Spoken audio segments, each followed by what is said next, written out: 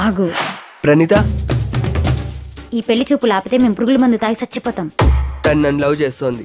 నాకు ₹1 కూడా వద్దు. మీ అమ్మాయిని గుండెల్లో పెట్టుకుని చూసుకుంటా.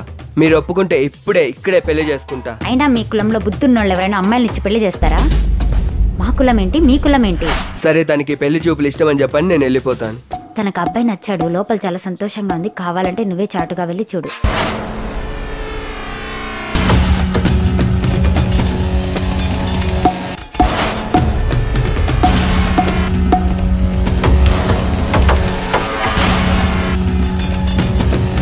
చూసావుగా, వచ్చిన దారినే వెళ్ళు.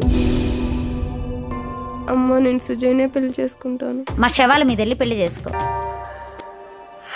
అమ్మాయికి సాలరీ ఎంత వస్తుంది? నెలకు 80,000 వస్తాయి. నువ్వు మాట్లాడినా? నేను సూటిగా మాట్లాడతా.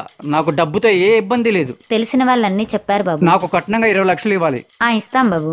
గోల్డ్ ఫోన్లో చెప్పాలేనన్నా, 40 తులాలు బంగారం ఇస్తారులే. 50 లక్షల రూపాయల సైట్ ఒకటి, 30 లక్షల రూపాయల కారు ఒకటి ఇవ్వండి చాలు. సైట్ గురించి ఏం చెప్పలేదే ఫోన్లో. ఒక్క నిమిషం. ఇలాంటి సంబంధం అవసరమా? నీకేం తెలియదు, నోరు మూసుకోవాలి. బాగుండేవాళ్ళు అలాంటి కులంతో కోని పెళ్లి చేసుకుని మా పరువు తీస్తావా? అప్పు చేసైనా ఈ పెళ్లి చేస్తాం. అప్పు ఎలా తీరుస్తారంటే ఈ ఇల్లు అమ్మేస్తాం. తను బాగుంటే చాలు, మీరు నోరు మూసుకోండి. ఈ మనిషి స్వీట్లు తీసుకొస్తానని వెళ్ళి 1 గంట అయింది, ఇంకా రాలేదు. వాళ్ళకి డబ్బు ఉందని, కులం ఉందని అలాంటి వాళ్ళకి మీ అమ్మాయిని ఇచ్చి పెళ్లి చేస్తున్నారా? మీరే మీ అమ్మాయి గొంతుకు వస్తున్నారు. మీ కులం కాదని మీరు ఎలాగైతే నన్ను ఒక మనిషిలా చూడట్లేదు, వాడు కూడా మీ అమ్మాయిని ఒక మనిషిలా చూడట్లేదు. వాళ్ళకి మీ అమ్మాయి కేవలం ఒక కసాయి గొర్రె మాత్రమే. మీ అమ్మాయిని పెళ్లి చేసుకుంటే ఎంత లాభం వస్తుందని, ఎంత నష్టం వస్తుందని మాత్రమే ఆలోచిస్తున్నారు.